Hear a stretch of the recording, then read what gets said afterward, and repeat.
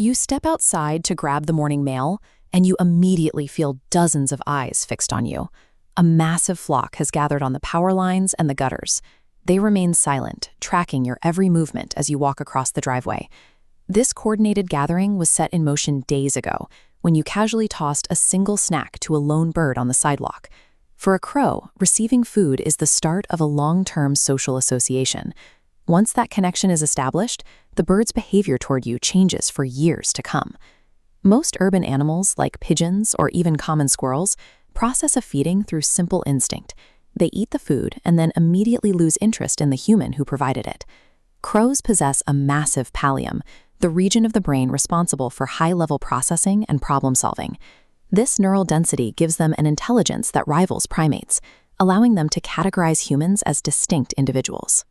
To understand why a neighborhood flock would suddenly start following one person, we have to look closely at the specific cognitive steps that occur the moment a crumb is dropped. While the food is on the ground, the bird isn't just focused on the calories. It is using those few seconds to perform a detailed visual scan of your face. This grid represents how corvids identify us. They map the unique geometry of a human face, extracting data points like eye distance. This facial map is then stored in the crow's long-term memory.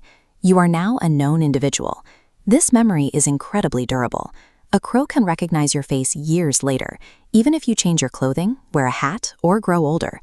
While the person usually forgets the encounter by the end of the day, the crow has permanently filed that human as a reliable source of food. A few days later, you step back out onto your property and find that the original bird has returned.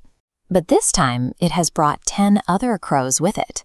This is proof that the bird has shared your identity with its peers.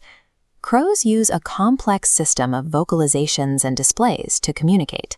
They are capable of describing specific threats or opportunities to other members of their flock.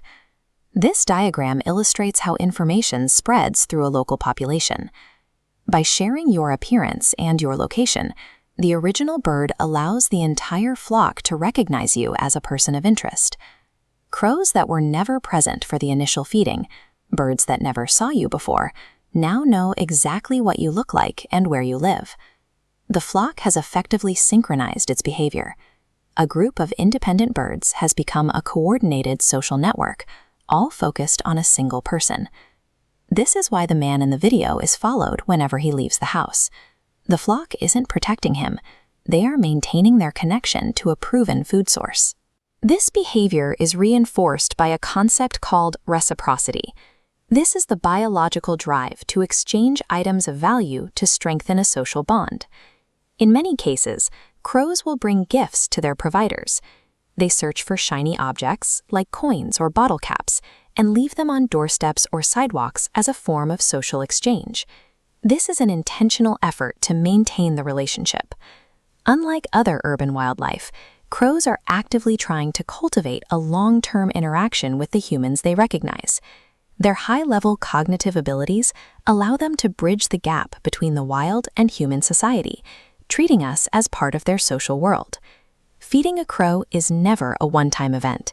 It is the start of a persistent social connection with an animal that will recognize your face, share your location with its flock, and expect the relationship to continue for years to come.